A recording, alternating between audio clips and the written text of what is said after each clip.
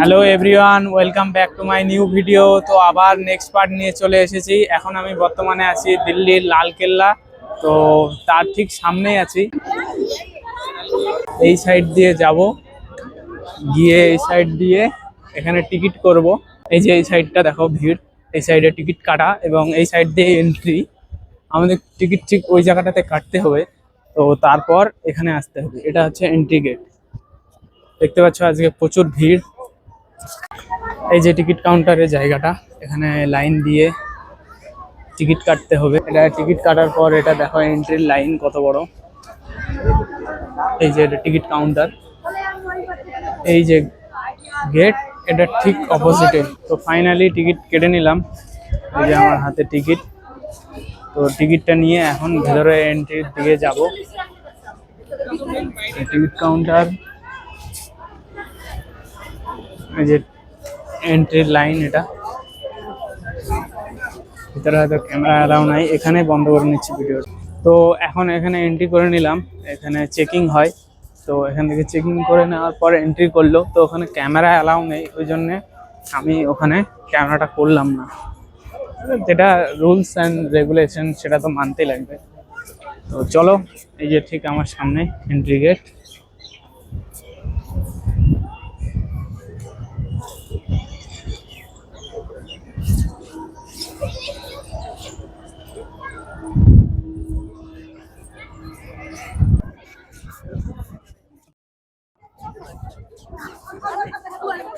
First entry.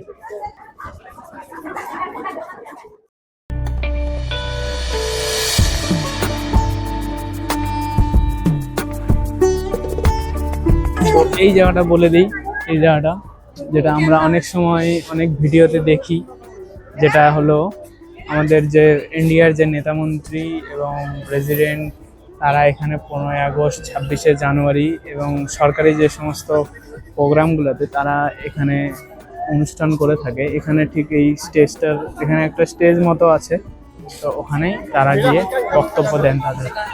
এই ভিউটা check করো, যেটা আমাদের ইন্ডিয়ার টাকার পিছনে যেটা আছে ছবিটা, ঠিক সেটাই হয়। প্রচুর লোক আজকে।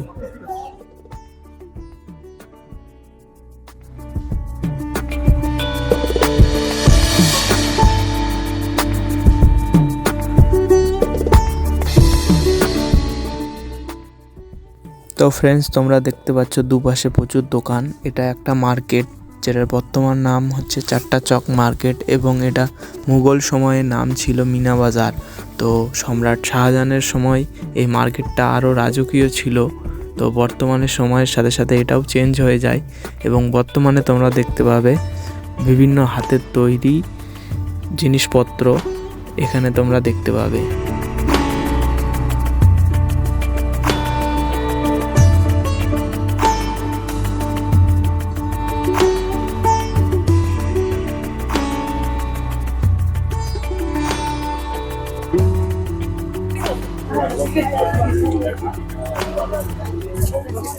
তো এটা বলে দিই, এটা হলো মিউজিয়াম, যেটা আমি ঢোকার পর মানে আমার ভুলটা বুঝতে পারছি। উইদাউট মিউজিয়ামের টিকিট কেটে ফেলেছি 50 টাকা দিয়ে। তো এটাই ভুল করেছি।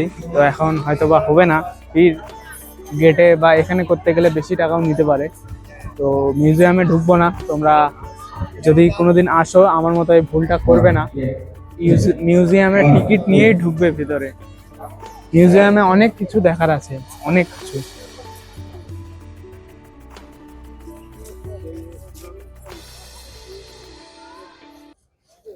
তো ফ্রেন্ডস, আমার ঠিক সামনে তোমরা যেটা দেখতে পাচ্ছ ড্রাম হাউস, এটার নাম, বা নওবাতখানা। তো এখানে সেই সময়ে গান বাজনা বাজতো, এবং রাজার যে সমস্ত অতিথিরা আসতেন তাদেরকে এখানে এই গান বাজনার মাধ্যমেই ওয়েলকাম করা হতো। তো ভিতরের ভিউটা চেক করো এবং হাতের কাজগুলো দেখো, সেই সময়কার হাতের কাজ।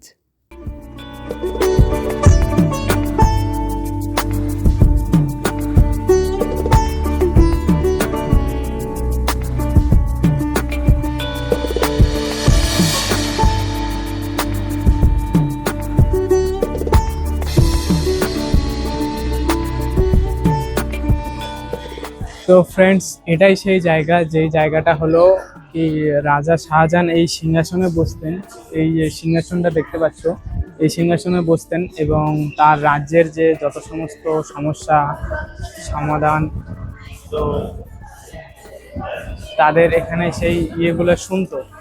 তো এখানেই তিনি বসতেন, এই যে সেই সিংহাসনটা। তো এই যে সিংহাসনটা দেখছেন, এটা এক সময় সোনা রূপো হিরে দিয়ে এক সময় সাজানো ছিল। তো এমন এমন দিন আছে, সেই ইংরেজরা এটাকে ধীরে ধীরে লুটে সব নিয়ে তাদের দেশে চলে যায়। এখন শুধু খালি টোল পড়ে আছে এখানে বাকি।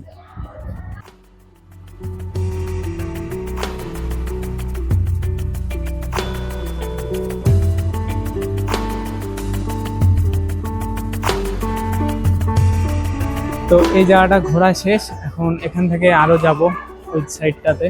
তো দেখি ওই সাইডটাতে কি আছে। আর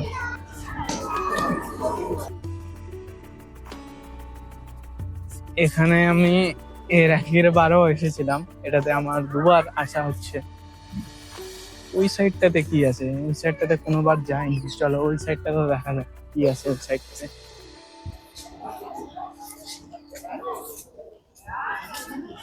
ওই সাইডটা শেষ।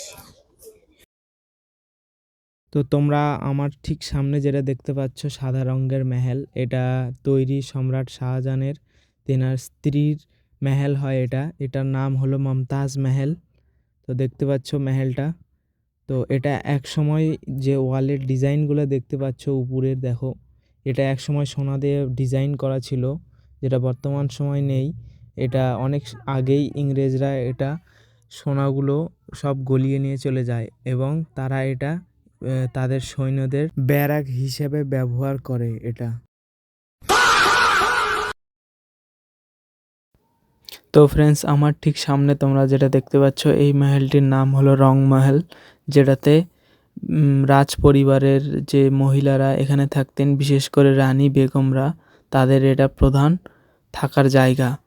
এবং এটার যে ভিতরে যে কাজগুলো অনেক চিত্রকলা দিয়ে সাজানো ছিল সোনা দিয়ে, যেটা বর্তমান সময় এখন নেই। তো এখন তোমরা এমনি ফুলের ডিজাইন মতো দেখতে পাবে। এবং আমার ঠিক এই সামনে দেখো নিচের গেটটা, এটাই হলো সেই রুমগুলো নিচের, এখানেই তারা থাকতেন। এখন বর্তমান সময়ে এগুলি এখন বন্ধ, প্রবেশ নিষেধ।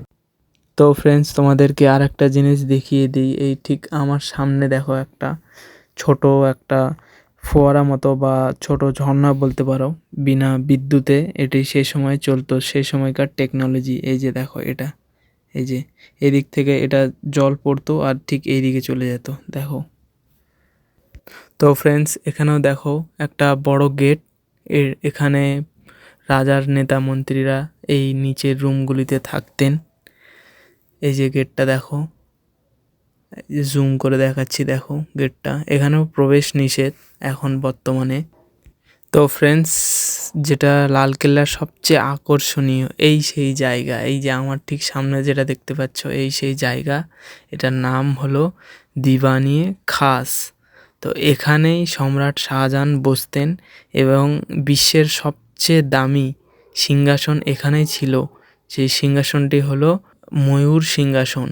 এবং এটা দেখতে পাচ্ছ এখন যতটা সুন্দর লাগছে, ভাবো যে সেই সময় এটা আরও কত সুন্দর ছিল। এটা আরও সোনা ডায়মন্ড দিয়ে এটা আরও অনেক সাজানো ছিল, যেটা বর্তমানে নেই।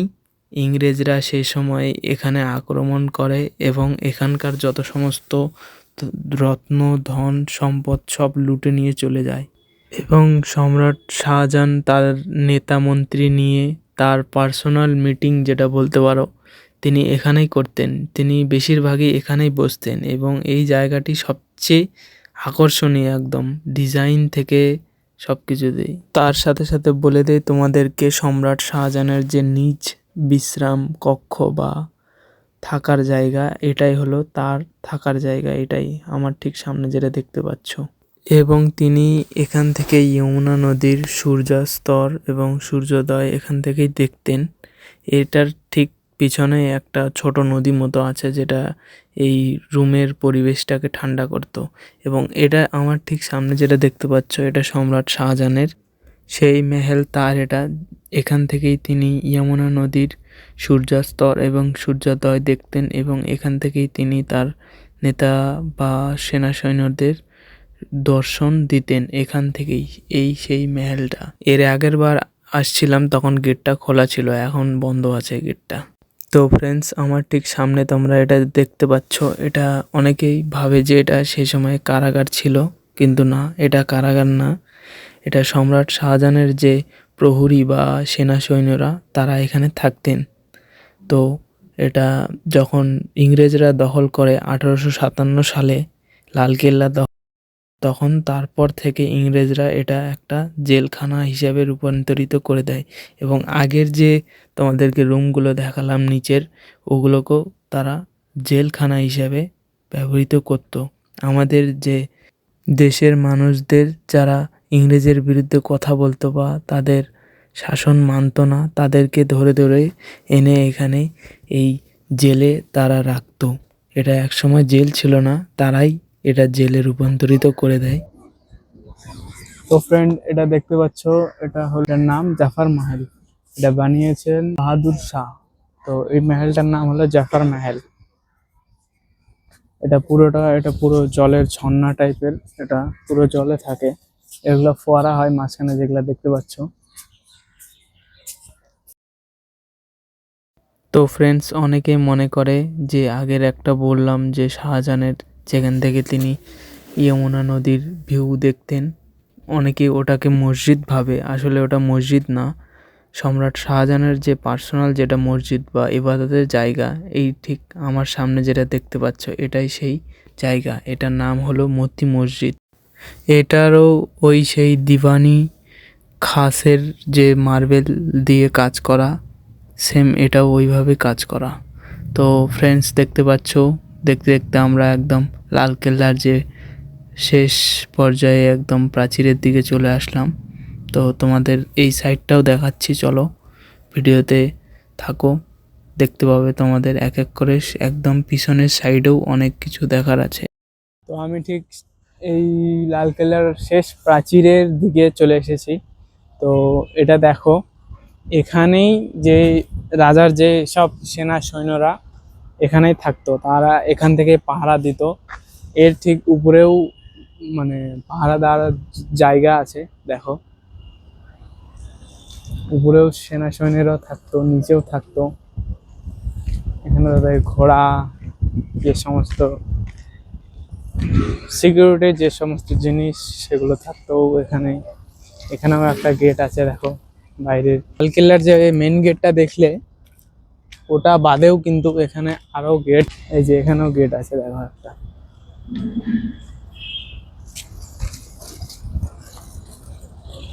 এই যে গেট, এটা অনলি ফর সিকিউরিটি গার্ডদের জন্য। এটা পাবলিকদের জন্য না, তারাই শুধু এই গেট দিয়ে প্রবেশ করতে পারবে, এমনি আম পাবলিক না। এই যে দেখো, এই সাইডেও গেট আছে, এটা হয়তো বা বড় গেট। তো চারিপাশটা অনেক ঘুরলাম, তো ঘোরা শেষ, এখন বাইরের দিকে বেরোবো। তো ভিডিওটাতে যদি ভালো লাগে, অবশ্যই একটা সাবস্ক্রাইব করে দিও এবং একটা লাইক করে দিও। এবং ভিডিওটা যদি তোমরা ফেসবুক পেজ থেকে দেখে থাকো, অবশ্যই ফেসবুক পেজটাকে ফলো করে দিও, যাতে এরকম আরো নেক্সট ভিডিও তোমরা দেখতে পাও এই পেজে বা চ্যানেলে। তো ভিডিওটা এখানে শেষ করছি, দেখা হচ্ছে আবার নেক্সট ভিডিওতে। বাই।